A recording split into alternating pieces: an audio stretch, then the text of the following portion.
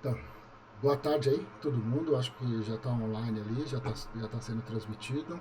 Eu só vou fazer hoje a gente está com o Carlos aqui, daqui a pouco ele já consegue se apresentar. Eu só vou fazer depois de a gente ainda está ainda com um pouco da emoção do que aconteceu sobre a Copa. E deixa eu só ver se o pessoal que está online ali, se alguém aqui puder confirmar comigo se está ouvindo bem, para a gente já começar, que eu tenho só uma breve apresentação para falar aqui da Vind, mas eu acho que todo mundo que estiver online aí consegue ouvir. Se alguém estiver lá na Twitch, só para falar se o som tá saindo por lá também. Deixa eu confirmar aqui. Eu tô ao vivo aqui. Deixa eu ver. Eu acho que sim. Tá, eu tô ao vivo lá. Só para eu ter certeza. Normalmente é mó treta fazer essas transmissões ao vivo e eu tô operando aqui, trocando ideia com você, ao mesmo tempo que eu vou compartilhar minha tela, apresentar você e todo o processo aqui.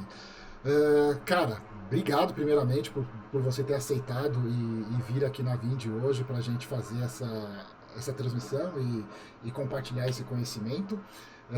Eu conheci o Carlos recentemente, não conheço ele há muito tempo, mas eu já vinha, não conhecia ele pessoalmente há muito tempo, mas já vinha stalkeando nas redes e vendo como que era o trabalho dele. E eu tive a graça de ir no mesmo evento que ele, que foi o Afroiatec, e ali era um evento para a comunidade e tal, e eu pude conversar com ele, fiquei ali alugando ele, que nem eu sempre faço com as pessoas que tem um conteúdo bom, eu fico alugando no final, e ele foi todo bastante solícito e trocou bastante ideia comigo, e aí eu vi que realmente fazia sentido a gente trazer essa apresentação para cá.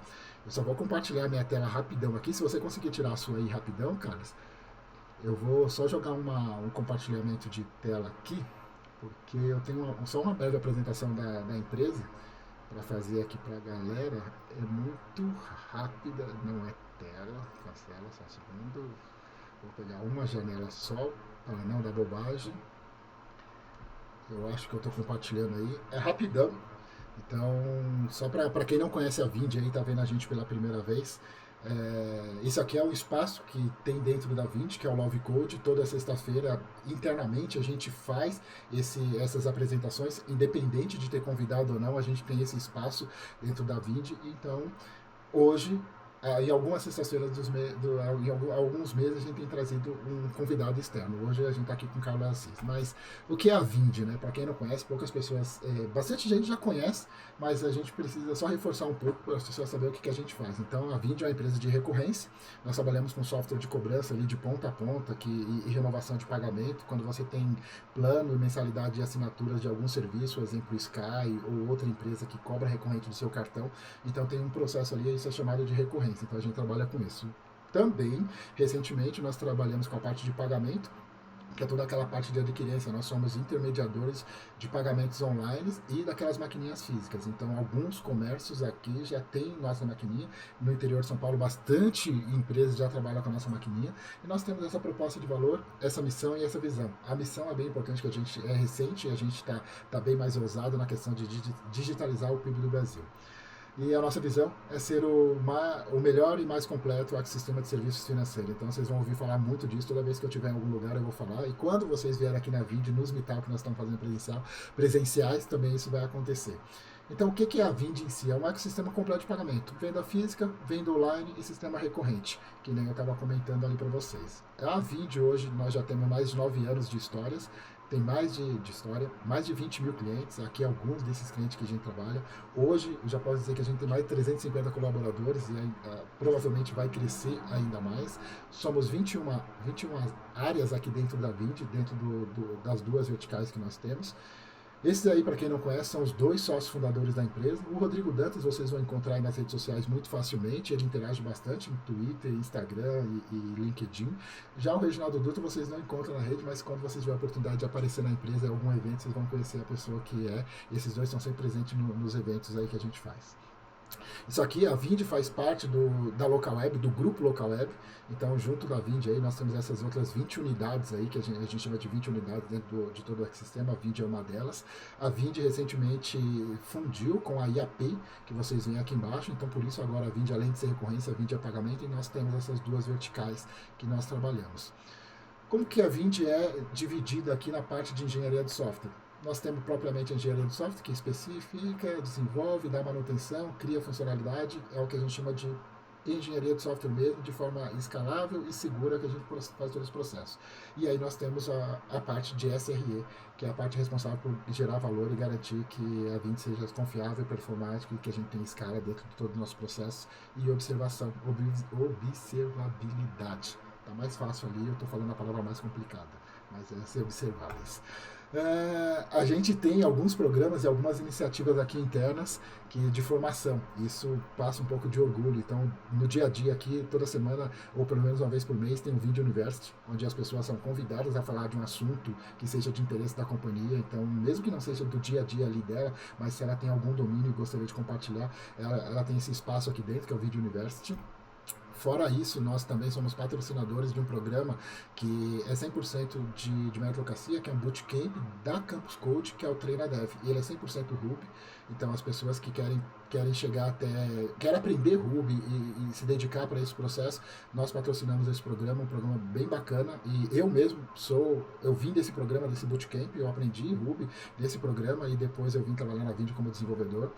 E a nossa cereja do bolo, nosso queridinho aí dos olhos, esse é o programa aqui, que é o Transforma Vind. Então, o Transforma Vind a gente foi criado aqui internamente também, é um programa que vai em ONGs e tenta trazer jovens que não teve o mesmo contexto que a gente para dentro do mundo da tecnologia. Hoje, não só para o mundo da tecnologia, outras áreas da empresa já conseguem absorver esses jovens. Nós estamos na segunda fase, da segunda versão do programa, segunda vez que a gente executa. Então é um programa que nos dá muito orgulho, que eu e outras pessoas, várias pessoas dentro da empresa participam e pelo menos uma vez por ano a gente tem tentado executar ele. A Vind, a gente está aqui em redes sociais, todas as redes sociais vai encontrar a Vind, mas eu trouxe algumas coisas aqui. A gente tem o podcast aí, o Dentro do Ring, que a gente fala muito de tecnologia e traz alguns cases aí, algumas pessoas bacanas do mercado. E sempre que a gente pode, alguém nossa de tecnologia acaba convidando e conversando com algumas pessoas do mercado nesse espaço. Tem o Vind Talks, eu estava conversando com o Carlos logo quase agora, que a gente está muito aqui, é um evento presencial, às vezes online também, e tem o blog da Vind, onde a gente a Vind começou com um blog onde trazia todo o conhecimento para as pessoas entenderem o que era recorrência, que no Brasil não tinha essa cultura e esse aprendizado. Então a Vind começou com um blog, trazendo informação, e hoje a Vind chegou onde está. E aí você tem as redes sociais, que nem eu falei, que a gente está sempre presente em todas. Como não deveria deixar, tá aí um merchanzinho para quem quiser, nós temos vagas. Isso aqui é o clima da Vind. Isso aqui é toda vez tem que ter alguém fazendo alguma maluquice dentro do escritório. Quem estiver presencialmente pode participar disso. Já de imediato falando, a nossa engenharia está toda remota, mas quando acontece o pessoal de engenharia ficar presente, eles ficam doidos assim e acontecem essas coisas. Isso é normal. Cara, obrigado, a apresentação era breve assim mesmo. Vou deixar aqui para que você, Carlos, se apresente, lembrando todo mundo que está sendo gravado essa transmissão. Ao mesmo tempo que eu estou transmitindo lá pelo meu canal da Twitch. Nós temos o Slido, que daqui a pouco eu já coloco ali na Twitch, o pessoal da Vind já recebeu o Slido. Eu vou falar, também tem o código ali que eu já coloco aqui no canal para o pessoal. E que você consegue mandar perguntas aí no decorrer da apresentação. Quem estiver aqui na Vind, se pudesse, não sei se o Carlos se prefere que as perguntas sejam feitas no meio, interrompa ou deixa tudo para o final, aí ele já passa.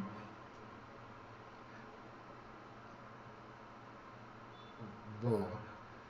Tranquilo, então aí no final o pessoal pode colocar as perguntas, então tem vários canais aí para vocês conseguirem interagir. Espero que todos gostem do jeito que eu gostei e virei fã do processo de como ele conseguiu fazer o que ele fez. Cara, é com você aí.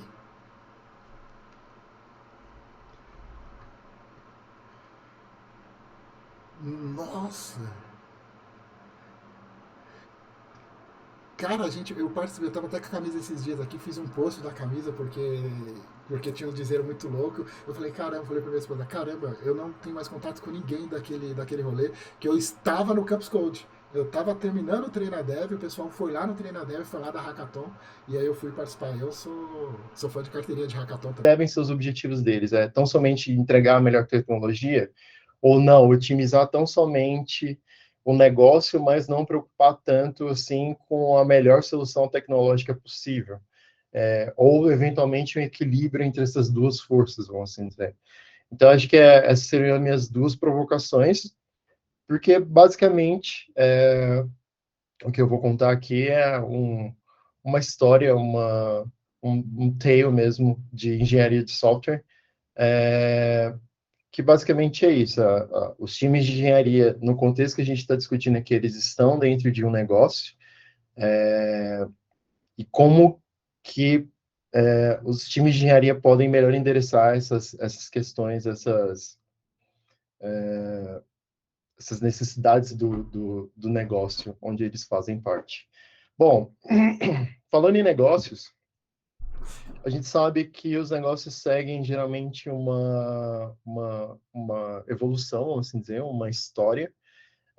E se a gente tivesse organizações que chegavam até, que chegam a um ponto onde elas atingiram escala, a gente pode dividir essa história em quatro momentos. É, e aí, só para frisar, o eixo X é o tempo e o eixo Y é a entrega de valor daquele negócio. E a primeira estágio seria aquele drunken walk, onde a empresa, onde a startup está testando novas soluções, testando algumas soluções para o cliente, que eventualmente podem falhar, eventualmente podem ter sucesso, pode ter êxito, mas não é realmente aquilo que o cliente quer. Então, ela vai testando, vai experimentando várias soluções até encontrar um produto que tenha fit de mercado, que aí ela passa em seguida para o estágio de product fit, onde ela encontrou um nicho de mercado onde ela consegue entregar valor e ela consegue ter retorno a partir daquela entrega de valor. E a partir disso ela tem que crescer, escalar aquele negócio, e aí ela passa por um terceiro estágio que seria o hypergrowth ou hipercrescimento. E aí nesse terceiro estágio, a gente, para quem já esteve em organizações que estavam nesse estágio, a gente sabe que é uma loucura.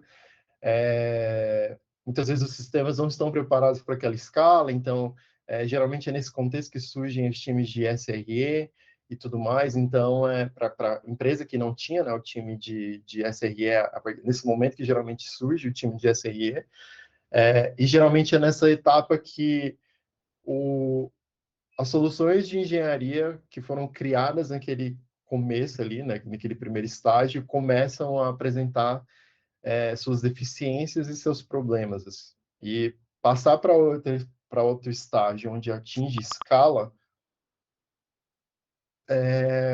geralmente envolve fazer mudanças nesses sistemas de engenharia que foram criados ali inicialmente.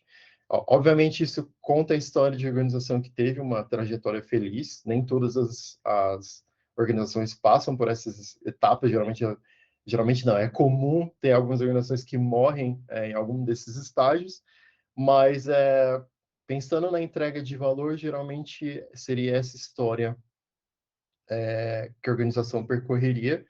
E aí, pensando nos times de engenharia, como que os times de engenharia endereçam cada uma dessas etapas e quão ciente eles estão do que eles estão entregando em cada um desses estágios, em cada uma dessas etapas. Eu gosto muito dessa lei, da Conway's Wall, que basicamente ela estabelece que qualquer sistema que for projetado dentro de uma organização, ele vai mimetizar a estrutura de comunicação daquela organização. Então, se a gente, os monolitos em geral, eles surgem num contexto de um time de engenharia pequeno, onde todas as informações, todos os domínios de negócios estão, por vezes, etéreos, ainda a gente não tem plena ciência dos domínios de negócio, porque a gente está construindo um negócio de fato e experimentando soluções que a gente vai entregar para o mercado, para os nossos consumidores, para os nossos clientes. É, mas a partir do momento que começa a ficar claro os domínios do negócio, o que está sendo implementado em software é muito da estrutura de comunicação daquela organização.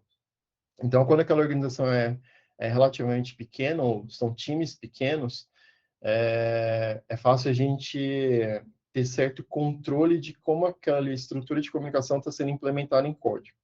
Mas a partir do momento que a organização cresce muito, e os times vão crescendo, e a quantidade de times também vai gerando uma complexidade na estrutura de comunicação e como isso vai estar impactando na construção do software de fato. A gente sabe que, por exemplo, numa organização que é grande, que é dividida em tribos e squads, geralmente as squads vão ser responsáveis por um componente, por um sistema de software, por exemplo. Uma tribo vai ter uma coleção específica de sistemas que vão estar sob a sua responsabilidade. Então, essa lei ela é muito forte nesse sentido, porque a estrutura de comunicação da organização vai estar impactando de fato na forma como os sistemas estão sendo construídos. Então, a gente está ciente desses movimentos, está ciente que a arquitetura que a gente está construindo está representando a estrutura de comunicação da nossa organização, tanto puxa uma responsabilidade e a gente mantém em foco se é realmente aquela estrutura de comunicação que a gente quer implementar em software também. E, bom, pensando em arquitetura, uma boa arquitetura deveria visar um sistema que fosse fácil de ser compreendido, um sistema que fosse fácil de ser desenvolvido, de ser mantido, de ser deployado, de ser implantado, com a intenção de maximizar a experiência do desenvolvedor, a produtividade daquele desenvolvedor e diminuir o custo de manutenção daquele software, seja em termos de infraestrutura, enfim, seja em termos de esforço de desenvolvimento e de manutenção daquele software também. Então, pensando que quando a gente está construindo software, a gente está implementando a estrutura de comunicação de uma organização e, idealmente, a gente deveria pensar numa arquitetura que atingisse esses objetivos, que é diminuir o custo de implantação daquela arquitetura e de manutenção daquela arquitetura e da produtividade dos desenvolvedores. Como que a gente atinge isso e como a gente está ciente em quais são os momentos para a gente fazer aquela transição, quando a gente percebe que uma certa arquitetura que foi implementada no estágio inicial de uma organização já não está fazendo tanto sentido ou está sendo um gargalo para que aquela organização atinja o próximo estágio de escala, por exemplo. Ou que impede que ela cresça mais ainda e atinja mais clientes, mais consumidores e que impossibilite a entrega de valor para esses consumidores também. Então, é nesse sentido que eu acho que a história que eu estou contando aqui é uma história que perpassa essas questões todas as provocações que eu vou deixando aqui no caminho. Bom, pensando no estudo de caso que eu tenho aqui para compartilhar, basicamente ele ele é de uma organização específica, que eu não vou falar o nome, por questões de non-disclosure mesmo, mas ele também, esse caso, ele foi contribuído a partir de outras experiências que eu tive com outras empresas, com outros times também, que eu via os mesmos padrões de erros, vamos assim dizer, de falhas que aconteciam, principalmente nessas empresas que estavam usando o Rails como framework web para a construção de um monolito. Nesse contexto específico, essa arquitetura, esse monolito tinha se tornado um gargalo, a organização tinha crescido muito, já tinha muitos times, já tinha muitas tribos, já tinha muitas squads que trabalhavam todos sobre mesma base de código, e aí essa arquitetura começou a se tornar um gargalo para o crescimento da organização. Então, foi pensado em estratégias para mitigar ou para cortar de vez esses gargalos, e aí eu vou compartilhar um pouco dessa história aqui. Bom, a arquitetura original era basicamente uma aplicação Rails com um banco de dados relacional. A gente usava Redis, principalmente para trabalhar com workers. Tinha alguns workers implementados em Rails, usando Sidekick. Então, a gente tinha algumas instâncias de Redis e tinha as instâncias do banco de dados relacional, e o acesso à nossa aplicação era praticamente gerenciado a partir de um API Gateway, principalmente quando ele estava sendo feito acesso a partir da internet pública. Existiam algumas rotas que só estavam disponíveis a partir da VPN, então o API Gateway basicamente controlava o acesso a algumas rotas e proteção também da aplicação.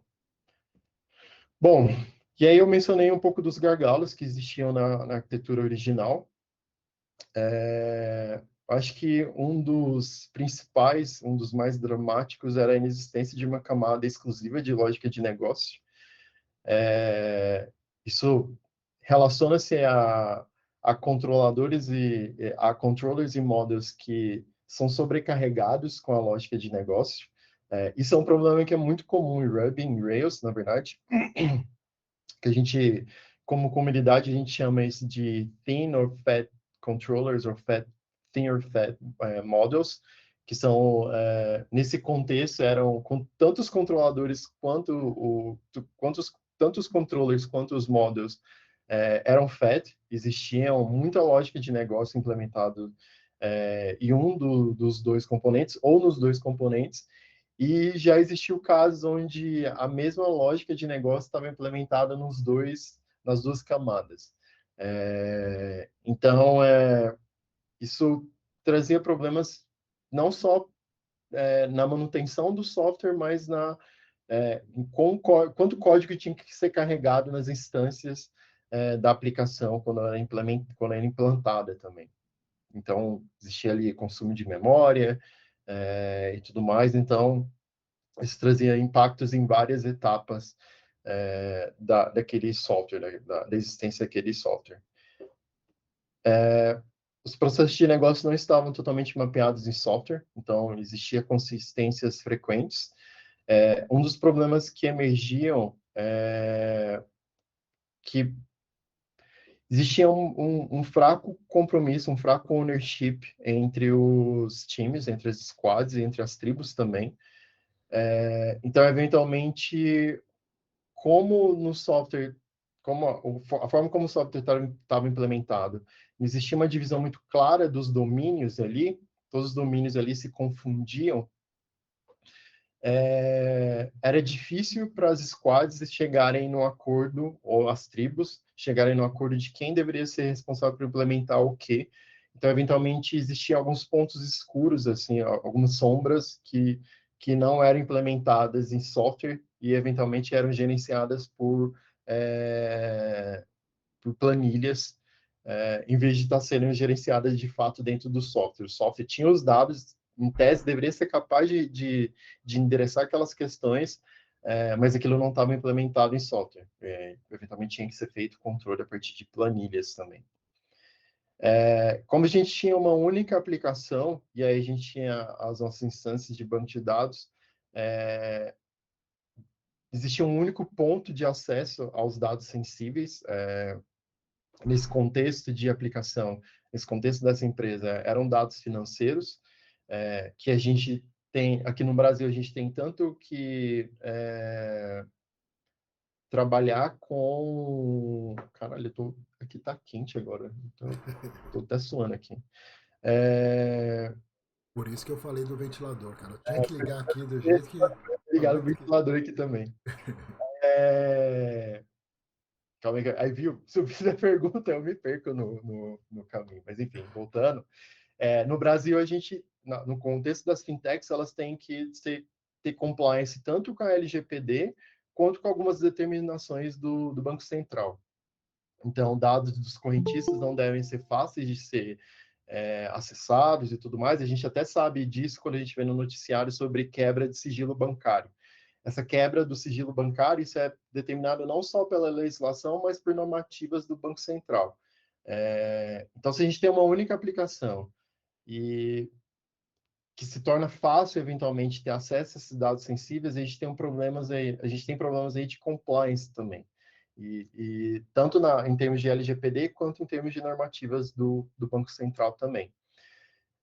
Esse ownership e autonomia entre tribos e squads fracamente estabelecidos, eu comentei um pouco, isso impactava na forma como os sistemas eram implementados, e isso reflete um pouco daquilo que eu compartilhei da lei de Conway, de que os sistemas que são implementados estão mimetizando a estrutura de comunicação das organizações, e aí a dificuldade de estabelecer os domínios de negócio e mapeá-los em software foi um outro elemento que eu comentei, mas só para frisar ele de novo, não que os domínios não fossem compreendidos, mas como eles estavam perdidos ali em termos de software, ainda que os squads e as tribos fossem claras sobre os seus domínios, tinham problemas em como eles eram mapeados e implementados em software. Então, de novo, isso reflete muito uma organização que cresceu, mas a arquitetura dos sistemas não acompanhou esse crescimento, não foi modificada a tempo sensível para essas mudanças que aconteceram na estrutura da organização.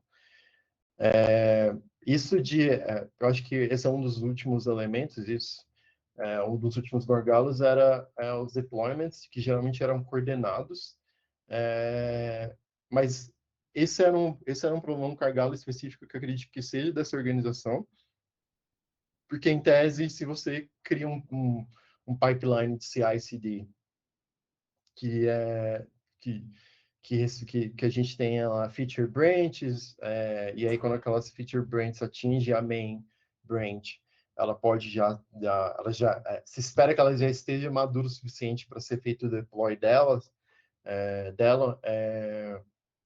em tese, não deveria existir esse problema de coordenação entre os deployments, mas essa organização específica que acontecia essa coordenação dos deployments, eu acho que muito por estar amarrado, muito por estar numa cultura ainda onde existia um monolito, então todo mundo queria estar a par do que estava indo de fato para a produção, mas isso acabava quebrando a entrega contínua também. Bom, a partir da identificação desses gargalos, a gente percebeu que não fazia sentido, que deveriam ser feitas mudanças, que deveria existir uma estratégia de transição para uma nova arquitetura. A gente decidiu fazer uma arquitetura que fosse baseada em eventos, e aí eu vou explicar os porquês disso também, porque não foi só porque hoje em dia é modinha, vamos assim dizer, por ser uma arquitetura que meio que emergiu como uma boa solução, mas isso fazia sentido dentro do contexto da organização. E aí a gente tentou traçar quais seriam as estratégias para a gente fazer essa transição, de uma transição onde a gente tinha um monolito em Rails para ter microserviços event-driven, para ter microserviços que seriam implementados em Kotlin, usando Spring Boot também, e como fazer essa transição entre essas duas arquiteturas e como organizar isso entre as squads e entre as tribos também.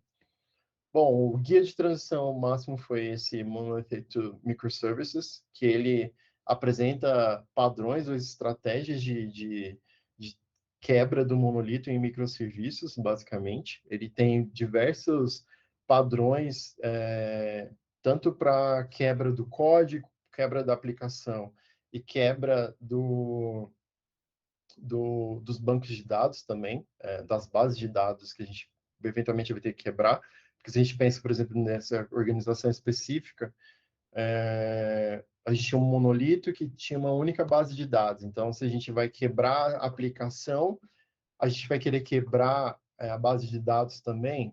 Pode ser que sim, pode ser que não. Então, esse livro ele trabalha bastante esses contextos da quebra, dependendo da estrutura da organização, dos objetivos da organização e tudo mais. Então, para a gente traçar o que seria melhor para a gente deveria entender onde a gente estava, o que a gente tinha de problemas, que eu já comentei um pouco deles, dos gargalos, e onde se pretendia chegar. Acho que era muito evidente, principalmente, evitar os gargalos que a gente tinha, solucionar grande parte dos gargalos, mas eu acho que, sobretudo, trazer mais ownership para as tribos e para as squads, e prover mais autonomia para os times, para eventualmente eles implementarem a partir de um domínio que está muito claro, um domínio de negócio que está muito claro. Então, entra muito aqui DDD, Domain Driven Development, ou Design, na verdade. Então, a partir desses domínios que estão bem claros, os times seriam responsáveis por esse domínio, teria mais autonomia, maior ownership também em relação a esse domínio. Então, poderia eventualmente experimentar tecnologias novas e tudo mais. Então, óbvio que respeitando o que é estabelecido de infraestrutura, mas em termos de aplicação, esses times teriam uma maior autonomia para implementar da forma como eles quisessem também. Então, foi decidido fazer a quebra da aplicação e do banco de dados. A quebra do banco de dados faria sentido também pela questão de LGPD e compliance com normativas do Bacen. E aí, falando da quebra da aplicação, a gente decidiu por seguir o padrão da execução paralela, que basicamente ele estabelece que por um determinado período de tempo, que a gente chega no acordo de quando seria interessante esse tempo,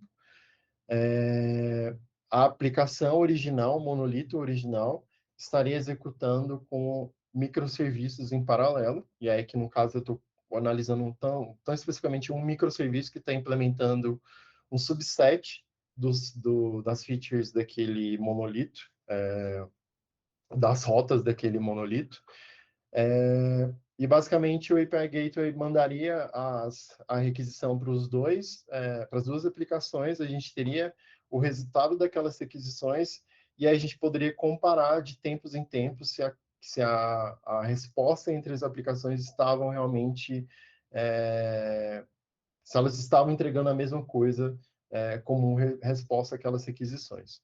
Existem outras estratégias para trabalhar essas questões, essa verificação se o monolito, se o microserviço está implementando de fato o que está implementado ali no monolito. Deixa eu só tirar aqui o Slack. Pronto. Então, existem outras abordagens e tudo mais para fazer essa comparação, mas o que é discutido no livro, principalmente, é esse formato para fazer a comparação entre o que está implementado no monolito e o que está implementado no microserviço. E, em termos de quebra do banco de dados, a gente decidiu usar o padrão de sincronização dos dados, que é esse Synchronized Data in Application Pattern, que também é descrito no livro. E, basicamente, a gente tem uma base de dados do monolito, que a gente começa a sincronizar ela com a base de dados do nosso microserviço.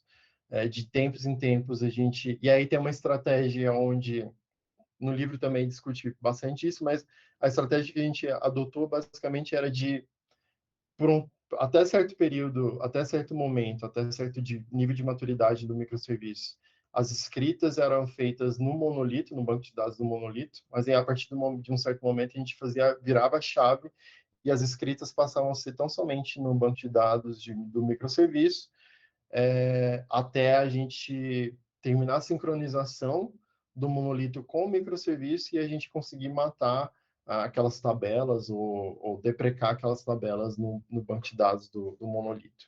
Então, basicamente essa estratégia que a gente fazia em termos de leitura, como existia a sincronização, a gente inicialmente, basicamente aconteceu o mesmo movimento, né, de até certo momento fazer a leitura no monolito e aí quando chegar a um nível de sincronização com o microserviço, a gente lia os dados não somente a partir do banco de dados do microserviço.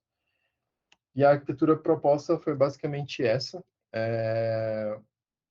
Aqui eu estou colocando duas aplicações que tinha um message broker, por ser um event driven, existia uma coordenação entre os serviços, e para essa arquitetura fez sentido ser event driven, porque como era uma fintech e em alguns dos processos dessa fintech o cliente passava por um pipeline para coordenar o o cliente passar por esse pipeline, a gente usava as mensagens do, no contexto de eventos para coordenar quando o cliente passar, já poderia caminhar naquela esteira no pipeline de alguns serviços daquela financeira. Então, basicamente fez sentido usar uma arquitetura event-driven um pouco por causa disso. Acho que trouxe maior agilidade e maior previsibilidade também, porque a partir do Kafka, a gente poderia ver as mensagens que estavam sendo transacionadas e a evolução daquele cliente, naquele pipeline também, e eventualmente recuperar as mensagens quando algum dos serviços estavam disponíveis, por exemplo.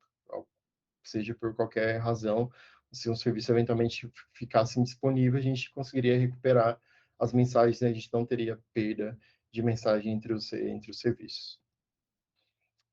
E aí, pensando nos principais ganhos no processo de transição, a gente teve uma maior consolidação dos domínios e mapeamento desse processo de negócio para aplicação de fato. Acho que como surgiu o esforço de construir novos sistemas, a gente conseguiu olhar para as sombras, para aquilo que não estava sendo coberto pelo software e conseguir implementar eles também. Acho que quando está mais consolidado no software os domínios que a gente está trabalhando e como eles estão segregados, acho que fica mais fácil a gente entender o que está faltando, o que eventualmente precisa ser mapeado em termos de software. Acho que teve maior accountability, autonomia entre os times também. A accountability, principalmente pelo que eu mencionei, de eventualmente os times terem suas demandas e aí ficarem um jogando para o outro pelo fato dos domínios não estarem totalmente claros e implementados em software, de ficar jogando um para o outro quais seriam suas responsabilidades. E aí, com essa quebra, trazendo para software aquela estrutura de comunicação, a gente deu maior accountability e ownership também, além de autonomia para os times. Maior observância LGPD, principalmente com a quebra do banco de dados e a gente não tendo um único ponto de acesso aos dados. Isso contribuiu, lógico que SRE faz um trabalho excepcional de manter, controlar os acessos aos dados, etc., mas isso trouxe uma maior a quebra, a criação de silos de dados acaba contribuindo também para a gente não ter um único ponto de acesso, um único ponto de falha, vamos assim dizer, um único ponto de vulnerabilidade em termos de dados financeiros também. E essa construção, um pouco do que eu comentei, da arquitetura de ser baseada em eventos, isso possibilitou a gente criar os workflows pensando no cliente, passando por um pipeline, onde ele fazia o onboard, onde ele fazia a assinatura de contrato, etc., até chegar no objetivo final dele ali na financeira.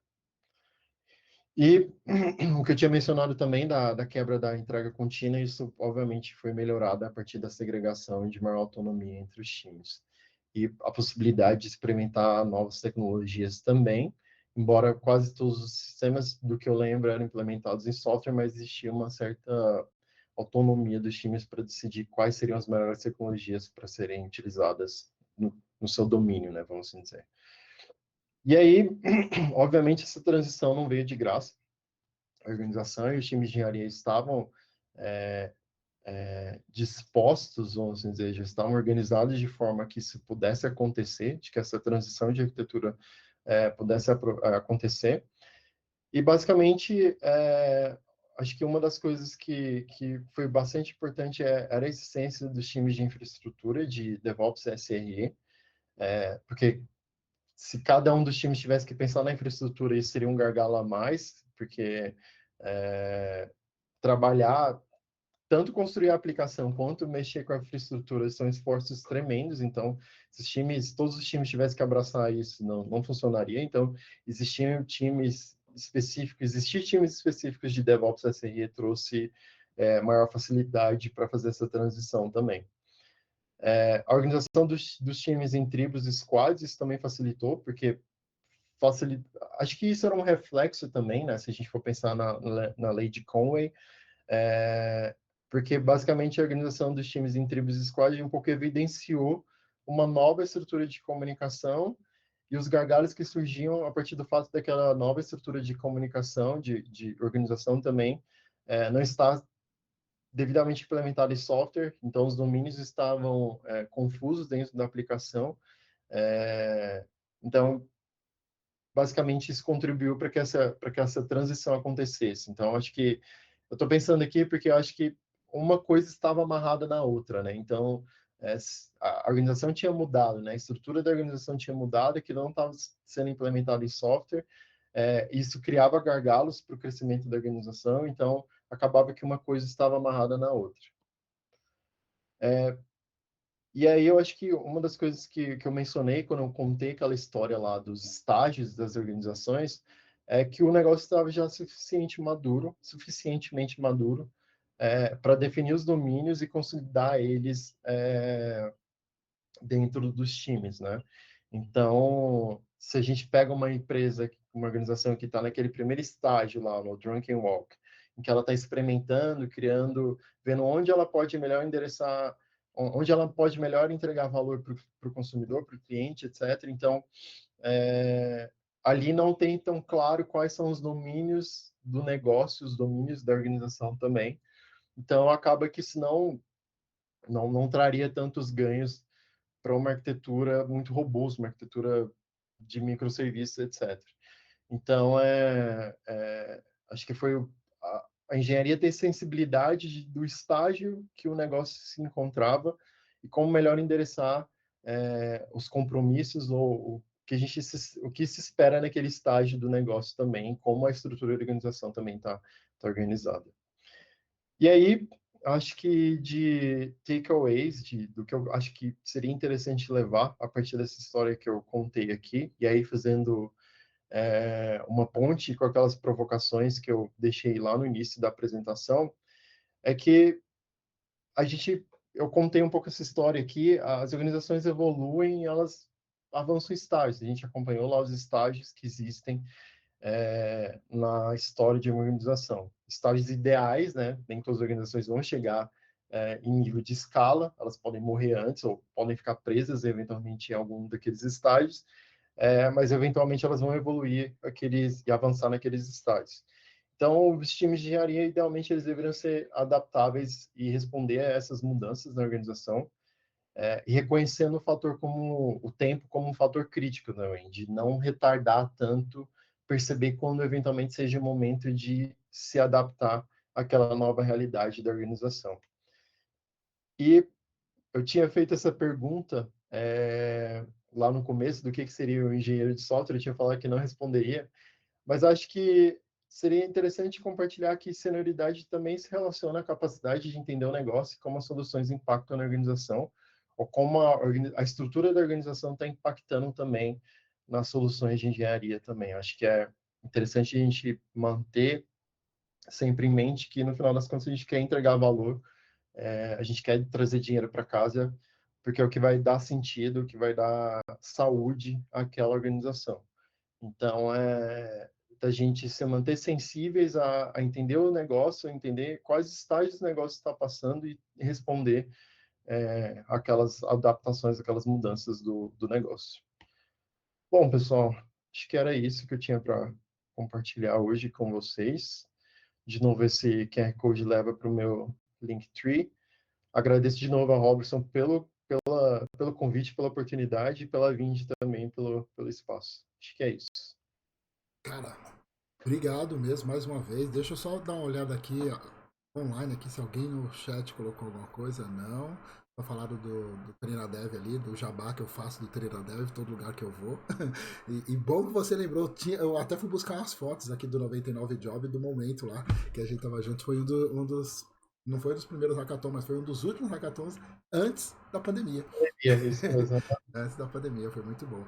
Deixa eu ver aqui, mas não, aqui no. Deixa eu ver. Matheus, foi necessário o uso de sagas por conta da. Ó, boa, uma pergunta aqui, direto na vídeo, o Matheus tá falando assim. Não existia nesse contexto transações distribuídas. Muito por causa do domínio da aplicação, não existia a necessidade, a princípio, de transações distribuídas, porque muito vamos assim dizer, das informações que eram necessárias por outro serviço era passado pelo message broker a partir das mensagens que a gente mandava pelos eventos, né? Então, eventualmente, se era necessário alguma informação a partir de um outro serviço, ele conseguiria pegar naquele serviço para continuar o trabalho dele. Então, não existia o conceito de transação distribuídas. Assim, transações distribuídas, só fazendo um comentário do porquê também, né? Transações distribuídas, todo mundo sabe que é muito difícil. Então, se a gente conseguir evitar o uso de transações distribuídas, é interessante se conseguir evitar, porque existem suas dificuldades, existem suas soluções também, mas existem suas dificuldades. Então, eventualmente, se faz sentido evitar o uso de transações distribuídas, eu acho que é sempre interessante. E nesse contexto da arquitetura event-driven, foi tranquilo, a gente não chegou a ter que trabalhar com transações distribuídas. Tem mais uma boa aí, hein?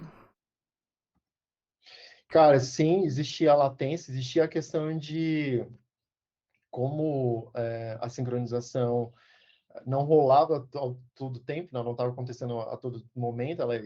Acho que, se não me engano, eram 2 momentos no dia que acontecia a sincronização. Então, eventualmente, o dado estava disponível no banco de dados legado, mas não estava no banco de dados novo, do microserviço.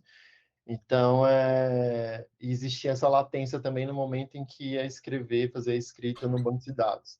Então, obviamente, essa sincronização acontecia quando o banco de dados estava menos sobrecarregado. Então, quando os serviços não estavam disponíveis para o cliente, como era uma financeira, a gente tinha essa certa a gente tinha essa possibilidade, né, de ter uma janela de tempo onde os nossos serviços não seriam tão utilizados pelos clientes, mas existia tanto esse problema da eventual inconsistência dos dados, mas também da latência na escrita, na sincronização dos dados também.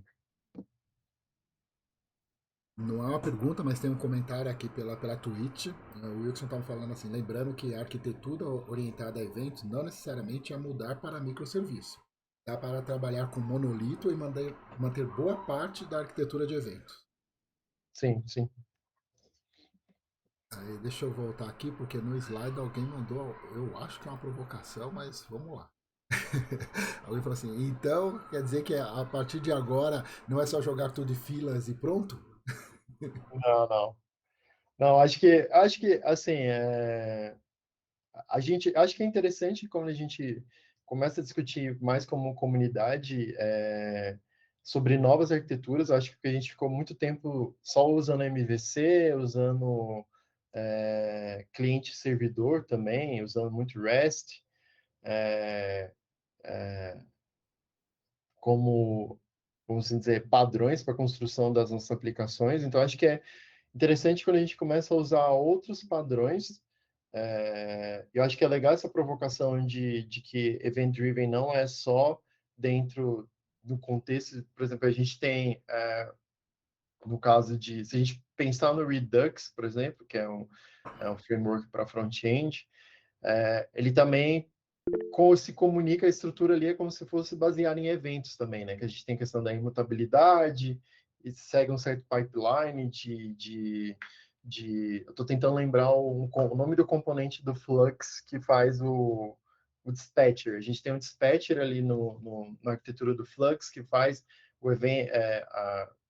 o trigger dos eventos que aconteceu ali na nossa aplicação. Então, isso também seria um exemplo de aplicação event-driven também. Então,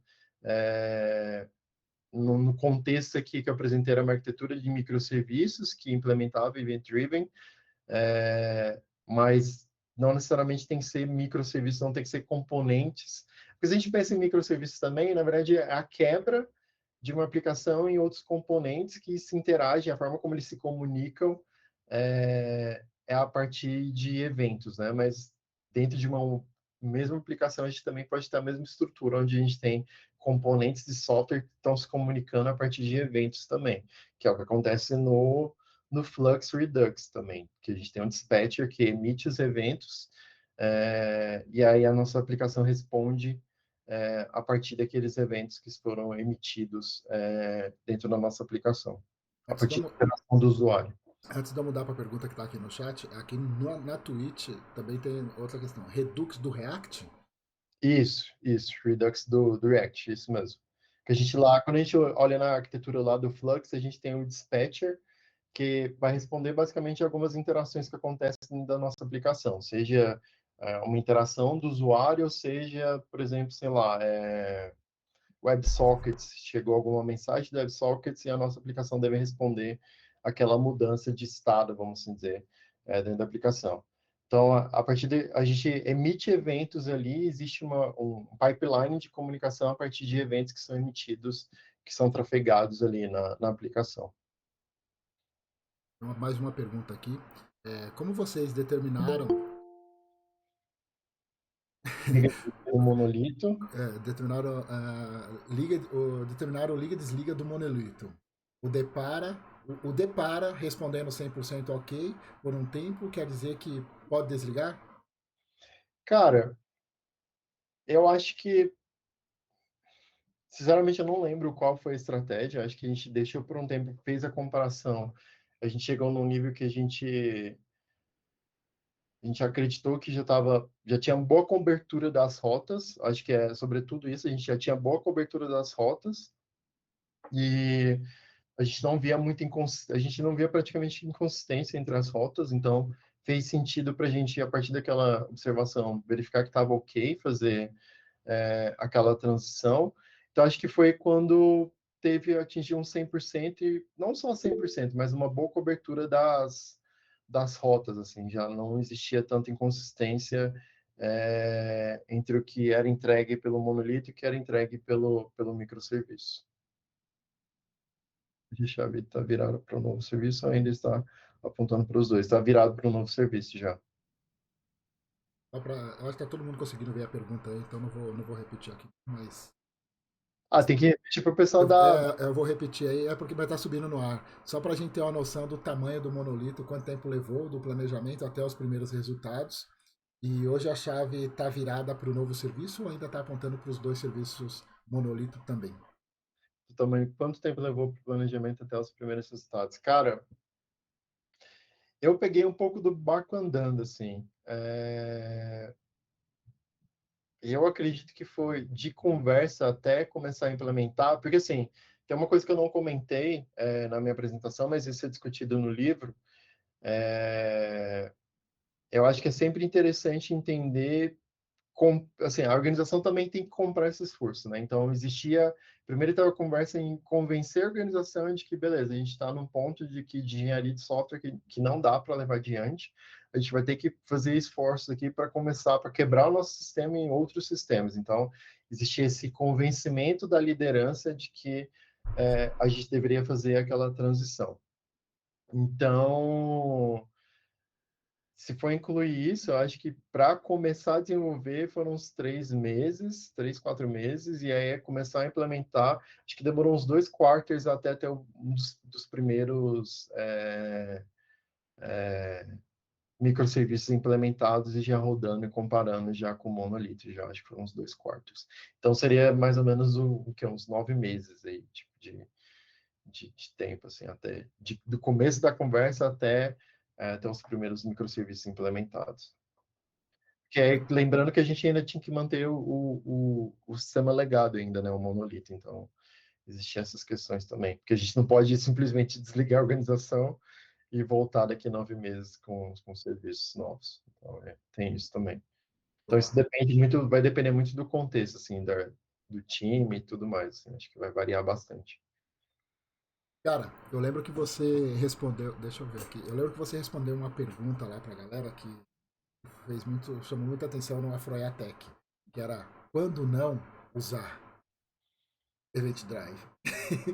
Quando não usar, É, cara, eu acho que assim, putz, eu não, eu não lembro da minha resposta lá. Mas Não sei, eu estou pensando aqui quando não usar. Acho que quando não tem.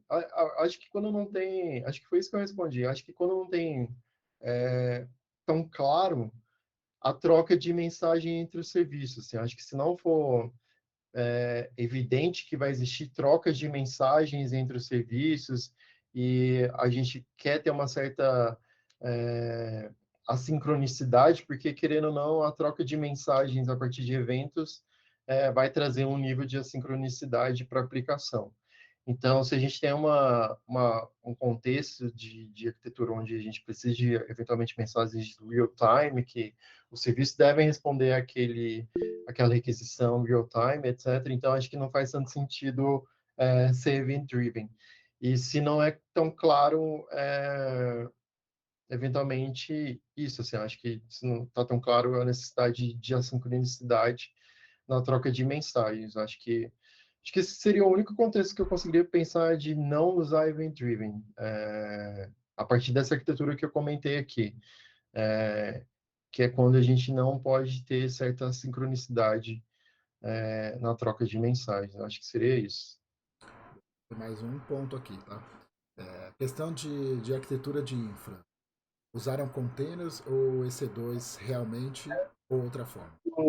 Era tudo em Kubernetes, então a gente tinha os pods, tinha os containers, a gente usava Istio também para fazer alguns controles do tráfego de mensagens ali entre os pods também.